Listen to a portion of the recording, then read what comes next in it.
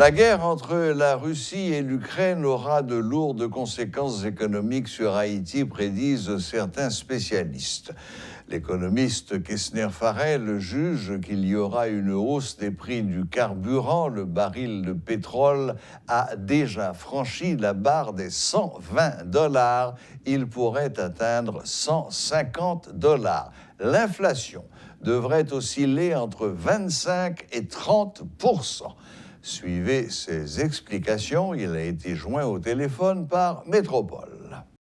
Et nous parlons de deux pays en termes de ressources naturelles qui produisent considérablement. Et ce n'est pas seulement le blé, mais également la Russie, c'est le deuxième pays exportateur de pétrole. L'Ukraine est extrêmement riche également en ressources matérielles. On parle de blé, on parle de maïs, on parle de huile végétale, particulièrement le tournesol. Donc, en ce sens, il y a certaines zones, dans l'Europe également, et avec les sanctions qui ont été prises, et par rapport à la Russie, il va y avoir toute la chaîne d'offres et la chaîne d'approvisionnement, il va y avoir de sérieuses difficultés. Donc, lorsque l'offre n'est pas au rendez-vous, donc c'est deux forces, et la demande est toujours là, donc ça va provoquer une flambée des prix. D'ailleurs, ce matin, on était déjà en Europe à près de $120 américains pour le Brent, et également pression sur le WTI, qui est la référence dans notre zone. Donc, le prix du baril de pétrole augmente de manière considérable. Vous savez très bien, lorsque vous avez un baril de pétrole extrêmement élevé, et dans notre cas, parallèlement, nous sommes à le taux de change également, qui varie à l'importance de la détermination du prix. Donc, est-ce qu'on va augmenter les prix? Peut-être pas, mais on va en payer car ça va. On retourne encore à la subvention. Qu'on se rappelle que la dernière fois qu'on a eu une augmentation des prix, c'était en décembre.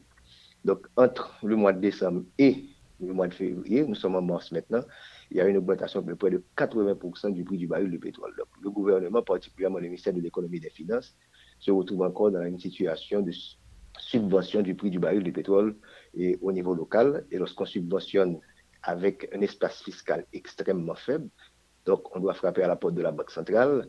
Donc vous voyez déjà le cercle vicieux qui va se produire. Donc la Banque centrale finance, donc les gens ne paient pas, mais il va y avoir la dépréciation de la monnaie locale et l'inflation qui se retrouve dans une nouvelle spirale.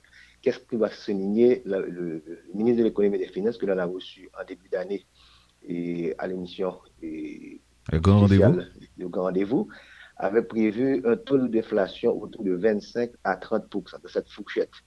Donc, si cette situation perdure, si la guerre va continuer dans les prochaines semaines, on pourrait avoir plus de 30% de taux d'inflation en Haïti dans les prochains mois.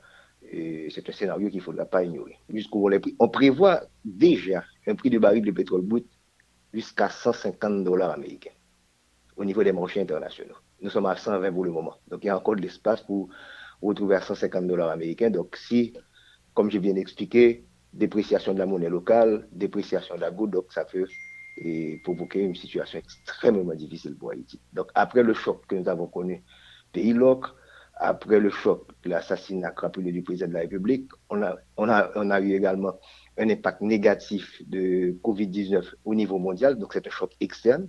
Donc, voilà un quatrième choc. N'oubliez pas, nous avons connu 3 années consécutives de contraction économique. La 4e année est presque assurée puisque on n'a pas résolu la crise politique jusqu'à présent et le choc externe, donc les chocs internes et externes.